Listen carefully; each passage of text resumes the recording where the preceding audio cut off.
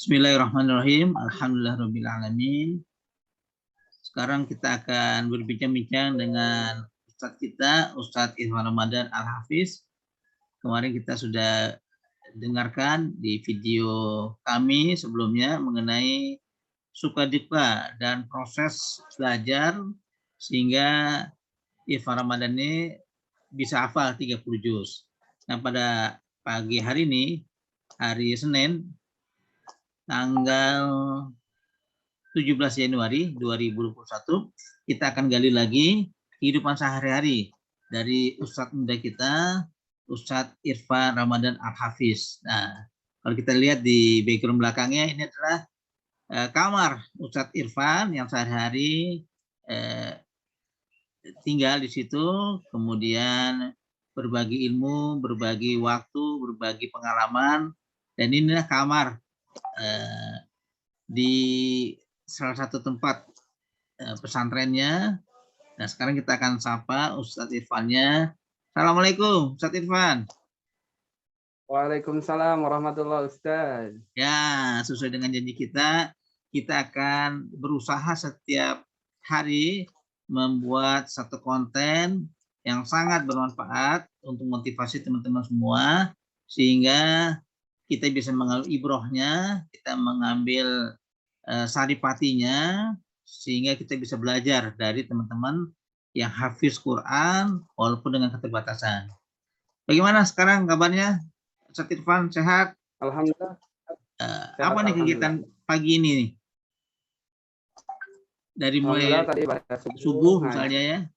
Apa bisa ceritakan kegiatan sehari-hari Ustadz Irfan nih?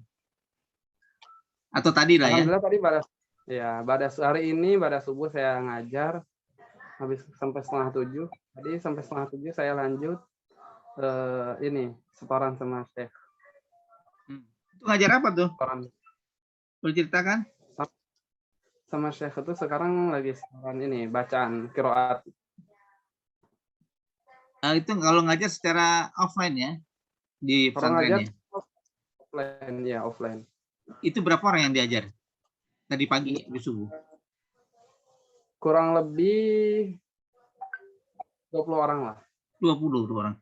Nah, bisa nggak ceritakan tuh Ustadz Irfan Ramadan sebagai Al-Hafidz dan juga disabilitas netra membimbing teman-teman para santri yang awas, bagaimana tuh prosesnya? Artinya kan ini Ustadz Irfan nggak megang Al-Quran yang huruf braille ya, sementara mereka tuh megang Al-Quran atau ya hafal, gimana tuh prosesnya? Bisa cerita nggak? Ya, cara saya mengajar anak-anak biasa ya seperti yang lain-lainnya. Yang lain kan lupa gitu. Mungkin bisa lihat di Qurannya. Kan yang ustadz yang lain kan bisa lihat. Mungkin kalau ada yang lupa tuh ya pakai ini murotal dari HP. Oh gitu. Ini mana yang lupa. Nah, gitu. Ya cara ngajar anak-anaknya baca, saya simak, kalau ada yang salah saya tegur, saya benerin makhrajul hurufnya, saya benerin panjang pendeknya, tajwidnya begitu. Jadi mereka disiapin dulu, mereka ya satu orang. Nah, kalau misalkan setoran hafalan, murojaah atau setoran ziyadah hafalan itu satu orang. Kalau tahsin kadang satu orang bisa juga bareng-bareng semuanya. Jadi saya baca lalu anak-anak ngikutin gitu. Itu kalau 20 orang itu berapa menit tuh per orang ya? Per orang. Kalau satu orangnya paling 1 sampai enggak lama ya, paling 1 sampai 5 menit lah. Satu orang itu setoran. Karena setelahnya nggak semuanya 1 halaman, kadang ada yang setengah halaman, ada yang 1 halaman. Kalau murojaah ada juga yang 2, ada yang 1 halaman. Kalau misalnya 5 menit, kurang lebih sampai 1 sampai 2 jam ya setiap subuh tuh ya, pada subuh ya. Bagi-bagi aja waktunya. Kalau misalkan nggak keburu waktunya, dilanjut di sorenya yang belum kebagian gitu. Kalau untuk setorannya ya, apakah setiap hari, setiap subuh atau ada waktu tertentu, zuhur, asar, maghrib, isya atau siang gitu? Untuk saat ini kita ngikutin jadwal ya, yang sudah dijadwal sama pimpinan. pagi sama sore kalau untuk halakoh sama santri, tahfiz sama santri. Jadi halakoh itu tahfiz ya, kegiatan tahfiz disebutnya di sini halakoh.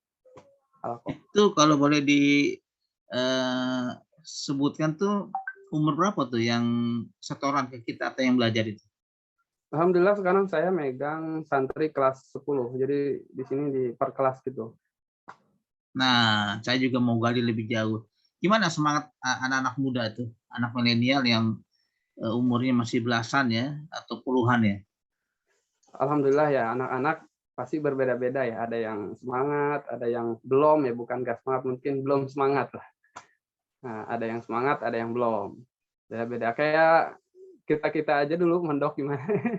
Kadang semangat, kadang enggak ya begitu. Ya masih Nah, perlu di cara ya Ustadz Irfan memberikan motivasi yang belum gitu atau yang belum semangat gimana?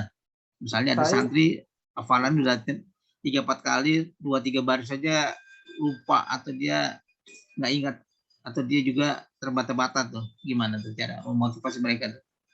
saya biasanya ngasih motivasi sama anak-anak. Kan anak-anak ini kemampuannya berbeda-beda ya. Ada yang Iya. lumayan cepat gitu. Juga yang cepat ininya untuk menghafalnya. Nah, saya ngasih motivasinya sama mereka pelan-pelan aja. Sedikit-sedikit, yang penting lancar. Nggak apa-apa setoran 1 ayat, 2 ayat, yang penting lancar. Daripada 1 halaman dipaksain nggak lancar, nggak mungkin begitu. Gitu. Oh, jadi bisa 1 baris atau 2 baris atau satu ain ya? Ya, daripada sama sekali nggak setoran, lebih baik 1 ayat tapi setoran, istiqomah setiap hari. Nah, kalau yang tadi salah satu suratnya surat apa tuh yang mereka setorkan atau yang kita simak? Beda-beda ya, anak-anak sekarang tuh ada yang sudah juz 9, ada yang juz 15. Nah, misalnya saya juga mau tahu nih. Ada Misalnya yang juz juz 9. 1. Hmm. Ada juga murojaah juz 1, ada yang juz 9, beda-beda. Nah, boleh nggak diperagakan ketika Ustadz Irfan membacakan juz 9 misalnya? Kita baca Jadi dulu atau mereka yang baca dulu? jadi mereka baca dulu ya. Mereka baca dulu, nah saya dengerin, saya simak. Nanti kalau misalkan ada yang salah, baru saya kasih tahu, oh salah, bukan begitu. Ini harus panjang. Kalau mereka salah panjang pendeknya, nanti saya tegur. Oh ini guna, ini ikhfa, ini hukumnya Oh, begini, nggak boleh pendek. bisa nggak Ustadz Irfan mungkin 2-3 ayat atau 4 ayat ya di juz 9 itu yang akan kita dengarkan di YouTube ini? Boleh silakan. Atau juz berapa yang tadi diajarkan itu? Juz 9 kali ya. Silakan. Konsentrasi Oh, dulu. contoh begini. Bismillah. Mungkin 5 atau 6 ayat, 7 ayat sampai selesai lah gitu ya. Silakan. Mungkin beberapa ayat ya, Ya, contoh aja beberapa ya. ayat aja. يسألونك عن الأنفال قل الأنفال لله والرسول فاتقوا الله وأصلحوا ذات بينكم وأطيعوا الله ورسوله إن كنتم. Nah, seperti itu. Jadi Surat nanti kalau At-Taubah ya. misalkan ada yang salah, baru itu surat Al-Anfal juz Oh, 9. Al-Anfal ya, Al-Anfal ya. Surat ke-7 ya. Iya. Yas'alunaka 'anil anfal ya. Mereka Kalau misalkan bertanya. mereka Ah, ya, kalau misalkan mereka yas'alunaka 'anil anfal. Nah, nanti saya tegur, oh salah bukan begitu. Fa-nya harus panjang. Al-anfal.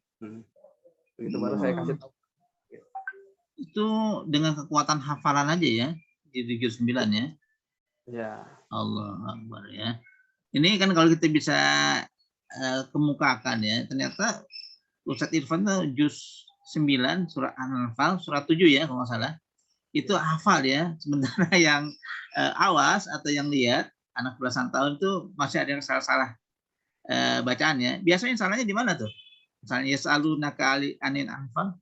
Biasanya anak-anak tuh yang paling banyak tuh salahnya itu di ini ya. Masalah panjang pendek sama gunnah tuh biasanya, atau banyak salah baca, seharusnya dibaca fa wau, biasanya banyak kayak gitu, atau ya malun kadang-kadang dibaca tak malun. Oh, jadi kalau kita lihat ke belakang, Ustadz Irfan itu sama sekali belum pernah melihat Braille Quran ya. Belum pernah. Jadi benar-benar hafal ya dengan mendengarkan murotal, Ya, murotal kemudian dibaca, dengan orang-orang yang membimbing kita ya. ya dibacain sama teman, sama guru-guru, ya itu dengerin. Saya juga jujur baru pertama kali megang tulisan Braille itu baru-baru tahun-tahun belakangan ini lah, baru sekarang ini. Tapi udah belajar ya. Sekarang baru mau. Nah boleh nggak ceritakan juga, susah nggak tuh huruf Quran Braille tuh bagi orang yang misalnya dia tunanetra kemudian baru mengenal huruf Braille itu. Sementara kan Ustadz Irfan juga baru belajar Braille ya. Ya. Memang ya kalau misalkan belajar Braille itu memang harus fokus ya. Biasanya kan kalau teman-teman tunanetra yang lain mungkin mereka sekolah khusus ya di SLB ya, sudah dari dulu dari kecilnya sudah dipelajari. Cuman kalau sekarang saya ini kan ya waktunya kan saya juga ngajar juga setiap hari, jadi harus nyari-nyari waktu. Ya harus ada yang ngajarin juga yang fokus. Nah selama ini yang ngajarin Braille siapa nih di pesantren? Atau Nah, belajar sendiri? kalau di pesantren belum, jadi masih belajar sendiri, nanya lewat online gitu. Ini kan orang awas, orang yang bisa lihat tuh kalau A tuh kan beda. Kalau misalkan di Braille itu kan titik ya. Kalau A tuh titik gitu. Kalau misalkan titik satu kan A. Nah itu ngapalin itu aja. Kalau B berarti titiknya 1, 2. Kan kalau di Braille itu ada 6 titik ya. 1, 2, 3, 4, 5, 6. Itu kodenya, kuncinya. Nah, saya juga tuh belum hafal semua karena kan ada kegiatan yang lain ini juga. Jadi nggak fokus, belum fokus. Baru berapa huruf nih ABC-nya?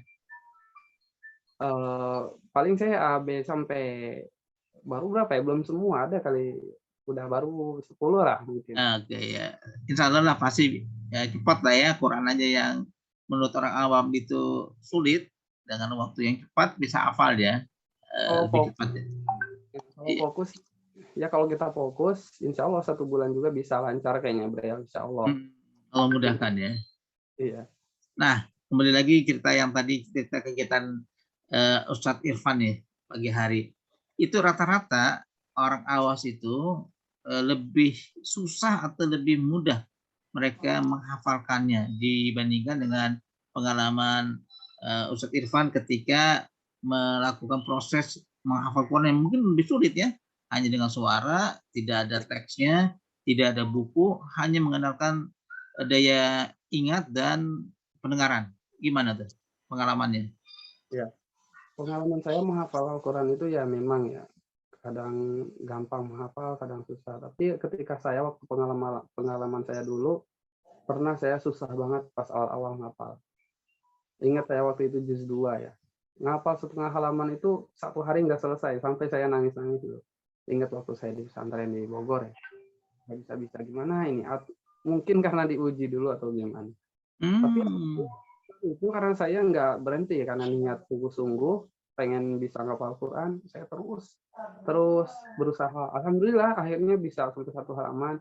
Setelah itu alhamdulillah dimudahkan, bisa 1 jam, bisa kadang-kadang bisa 2 halaman. Alhamdulillah. Jadi nggak boleh berhenti ketika kita susah menghafal Al-Quran itu, nggak boleh putus asa, nggak boleh berhenti. Mungkin itu suatu kita diuji dulu gitu. Mungkin Al-Quran itu kangen dulu sama kita, pengen lama-lama atau gimana gitu aja. Serius nggak gitu ya?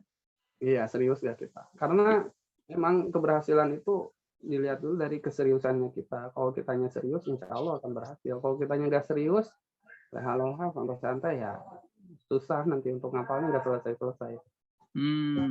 Jadi ibarat besi yang keras dibakar api dengan sekian ratus derajat Celcius, akhirnya menjadi meleleh juga ya, sekuat keras api ya. Atau mungkin ada doa khusus nih. Nah, kalau doa khusus ketika kita lemah semangat atau susah sekali, ada nggak doa khusus bisa disampaikan sehingga orang-orang tahu nih, oh ini doanya nih, ketahuan kuncinya nih gitu. Gimana kira-kira? Saya pribadi alhamdulillah ya, ada mungkin doa-doa khusus. Yang paling pertama tentunya saya minta doa sama kedua orang tua. Itu yang paling penting. Ridho orang tua ya. Kalau kita ridho, insya Allah bakal ridho kan. Jadi kalau orang tua sudah mendoakan, insya Allah. Nah itu salah satunya, doa dari orang tua. Yang kedua, salawat dan istighfar. Lalu nah, biasanya sebelum pengalaman saya menghafal, sebelum menghafal, baca salawat dan istighfar, doain orang tua, nah, baca Fatihah, minta diberikan kemudahan, baru mulai menghafal. Dan sekarang saya juga sama santri-santri menerapkan itu. Usahakan sebelum menghafal atau setelah menghafal kita baca istighfar dan salawat dulu, begitu. Baru mulai menghafal. Karena Al-Quran ini ya kan yang punya Allah. Masa kita nggak minta dulu sama Allah? Kalau misalkan Punya, kita, ya. nah itu contoh nih, kalau kita ada mangga tetangga kita kan, tetangga kita punya mangga, kita pengen nih mangga ini, pengen banget. Nah gimana caranya supaya kita dapat mangga itu? Ya kita minta dulu sama orang yang punya, baru nanti dikasih. Kalau kita asal ngambil, ya kan ribet. Ya contohnya seperti itu. Jadi intinya harus izin dulu, salat doa dulu minimal, baru ntar insya Allah diberikan kemudahan. Nah, kalau bacaan salawatnya itu berapa kali? Boleh nggak? Sekali aja atau 2 kali atau 3 kali? Atau ada angka khusus itu? Minimal 10 kali ya, 10 atau 33 biasanya. Salawat 33 kali, kemudian Al-Fatihah, kemudian istighfar. Istighfar berapa kali tuh? Istighfar 10 lah sampai 11 kali. Yang penting ada istighfar sama salawat dulu. Salawat kan nggak perlu panjang-panjang, yang pendek aja. Allahumma sholli ala sayyidina Muhammad, Allahumma sholli ala sayyidina Muhammad, sallallahu alaihi wasallam, sampai 10 kali. Baru mulai menghafal. Itu kuncinya. Salawat, istighfar, doa. Selain kita semangat ya, semangatnya itu harus nomor 1. Dan jangan lupa minta doa terus sama kedua orang tua. Iya, iya. Dan harus benar-benar nurut sama guru. Kan juga ada ayatnya ya, saya nggak hafal. Allah tidak akan merubah nasib sebuah kaum atau manusia atau sekelompok manusia jika mereka tidak ingin merubah nasibnya sendiri, artinya tidak mau berusaha seperti itu ya. Saya lupa ayat itu. Innallaha la yughayyiru ma biqaumin hatta yughayyiru ma bi anfusihim. Wa idza aradallahu biqaumin su'an fala maraddalah wa ma lahum min dunihi min wali. Itu dia maksud saya gitu. Saya awal juga ya.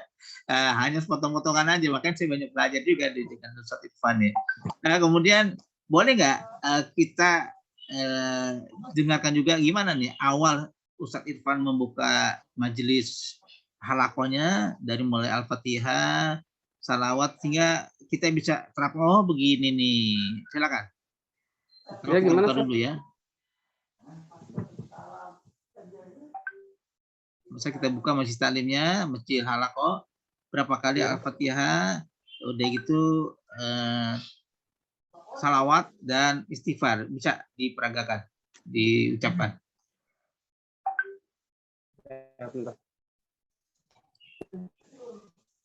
Kita kan ya istighfar, astagfirullahaladzim, astagfirullahaladzim, astagfirullahaladzim sampai 10 kali, terus baca salawat, sallallahu alaihi wasallam. Terus saya baca Fatihah ya, doa ila hadratin Nabi sallallahu alaihi wasallam, Al-Fatihah ya. Langsung sampai waladhdallin, lalu doa orang tua, Allahumma ighfir li wa li walidayya warhamhuma kama rabbayani shaghira. Minta ya Allah berikanlah saya kemudahan dalam menghafal Al-Quran, atau baca Allahumma rabbi shrah li sadri wa yassir li wahlul lisani yafqahu. Al-Fatihah gitu. Alhamdulillah. Jadi teman-teman sahabat Irfan Ramadan Hafiz, kalau kita mau dimudahkan Allah khususnya untuk hafalan, itu bisa diterapkan kunci atau resep atau formula yang sudah dipraktekkan oleh Ustadz Irfan. Karena apa? Karena sudah terbukti. Tadi kita sudah dengar bagaimana kuncinya ketika kita ada suatu hal yang sulit menghafal. Kita baca Al-Fatihah, mungkin dalam keadaan suci, kemudian Al-Fatihah kita bersalawat, kita beristighfar, kita mendoakan orang tua kita, kemudian kita memohon kepada pemilik alam ini yaitu Allah Subhanahu wa taala, maka kita akan dimudahkan oleh Allah Subhanahu wa taala. Nah, itu adanya, jadi itu ya yang kita bisa lakukan ya ketika kita ada masalah di hafalan ya, atau sulit untuk kita mengingat-ingat ayat Al-Qur'an. Dan tentu juga kunci yang kedua semangat dan juga selalu diulang ya. Iya, iya begitu. Diulang-ulang terus sampai kita benar-benar hafal. Nah, kalau kita belum hafal benar, sebaiknya jangan pindah dulu ya. Iya, seharusnya diulang-ulang terus. Kalau udah Hmm. lancar benar, baru pindah ke ayat yang lain.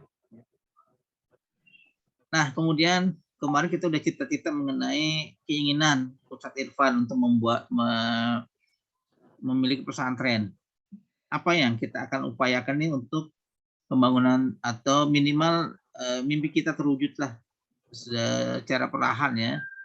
Himbauannya kepada para kaum muslimin untuk juga bersama-sama membangun rumah tahfiz Quran. Harapan saya tentunya mudah-mudahan pembangunan pesantren tahfiz, rumah tahfiz ini bisa terwujud. Insya Allah atas izin Allah Subhanahu Wa Taala nanti lewat hamba-hambanya, mudah-mudahan nanti bisa terwujud, tercapai. Ya minimal insya Allah nanti kita kumpulkan dulu sedikit-sedikit, mudah-mudahan nanti bisa terwujud, bisa terlaksana. Ya buat teman-temanku, saudara-saudaraku, saudara kaum muslimin al muslimat dimanapun berada, jangan lupa untuk subscribe channel YouTube saya Irfan Jamilah. Jangan lupa subscribe, like, komen, dan share. Insya Allah channel ini mudah-mudahan bisa berkembang, bermanfaat untuk kaum muslimin wal muslimat. Amin ya Allah ya rabbal alamin. Ya, penonton YouTube Irfan Jamila yang berbahagia yang dirahmati Allah Subhanahu wa taala, silakan di subscribe, share, komen, dan like. Mudah-mudahan lebih cepat berkembang dengan ridha Allah dari lantunan ayat-ayat suci Ustadz muda kita, Ustadz Irfan Ramadan Al-Hafiz, dan Allah akan memudahkan langkah kita. Saya yakin ini adalah suatu awal niat kita untuk membesarkan kalimatullah berupa pesantren. Nah, kemudian sebelum kita tutup, apa nih yang Irfan ingin sampaikan kepada para anak-anak muda yang ingin menghafal Al-Quran, termasuk juga orang tuanya gitu ya, silakan.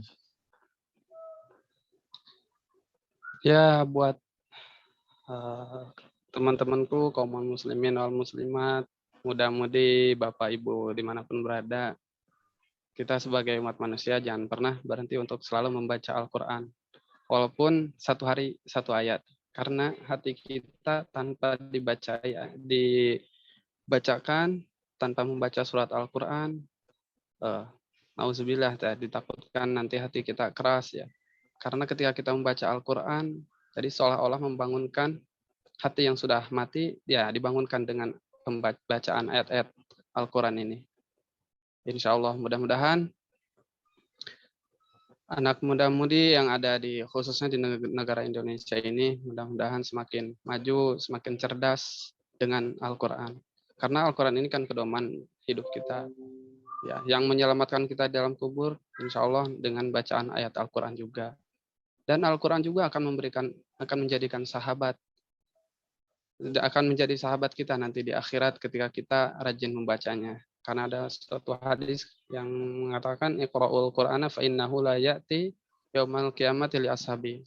Barang siapa yang membaca Al-Qur'an, bacalah Al-Qur'an, maka Al-Qur'an itu akan datang di hari kiamat sebagai sahabatnya.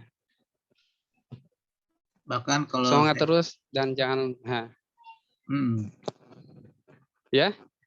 Bahkan saya pernah dengar satu kalimat dari Ustadz itu, ketika salah satu keluarga kita hafal Quran akan dapat mahkota nanti di akhirat ya, akan dikasih mahkota. Ya, karena betul ya?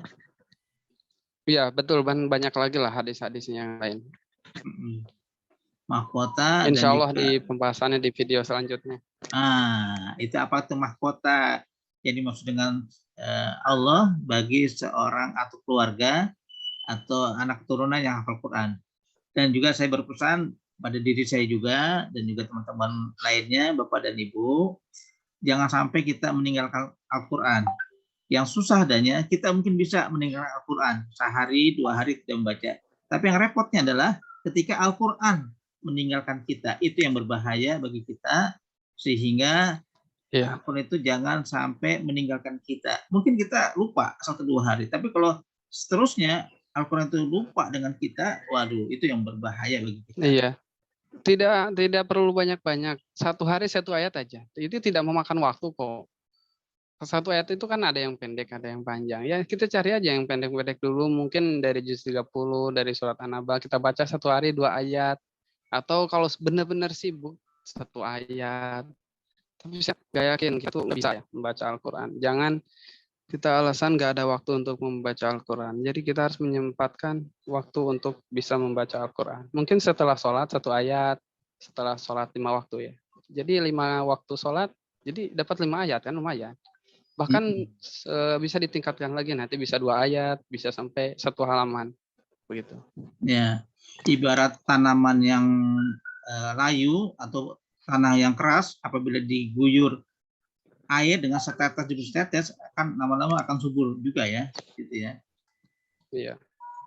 Ya, demikian bincang-bincang saya dengan Ustadz muda kita Irfan Ramadan untuk episode kali ini. Jangan lupa sekali lagi keinginan dari Ustadz Irfan di channel Irfan Jamilah selalu di subscribe, like, komen, dan memberikan komentarnya apa saja yang Bapak Ibu para milenial yang diinginkan dari Ustadz Irfan, sehingga kita bisa gali tema-tema yang memang dibutuhkan. Dari saya Ade Aldi Farul mengucapkan terima kasih. Mungkin ada yang mau sampaikan Ustadz Irfan sebelum kita tutup diskusi kita, dialog kita. Ya tentunya yang saya sampaikan sekali lagi, jangan pernah meninggalkan Al-Quran, tetap terus selalu baca Al-Quran dimanapun berada, dimanapun dan dalam keadaan apapun ya. Yang penting jangan lagi di kamar mandi ya membaca Al-Quran. Ya. Baik, jangan lupa, jangan lupa subscribe, like, share, dan komen channel Irfan Jamilah. Barakallah. Ya, insya Allah dengan banyak yang subscribe, share, dan komen akan memudahkan bagi keinginan Ustadz Irfan membangun pesantrennya. Amin. Terima kasih Ustadz Irfan waktunya, dengan kesibukannya saya ganggu pagi-pagi setelah membantu adik-adik kita untuk merojaah ya hafalan dengan Al-Qur'annya. Terima kasih sekali lagi dan kita jumpa lagi besok hari. Setiap hari kita akan gali terus apa yang sudah dilakukan oleh Ustadz muda kita, Ustadz Irfan Ramadan Al-Hafiz, ketika ada keterbatasan, tapi dia sudah buktikan hafal Al-Quran. Terima kasih Ustadz Irfan. Sama-sama Ustadz. Waalaikumsalam warahmatullahi wabarakatuh.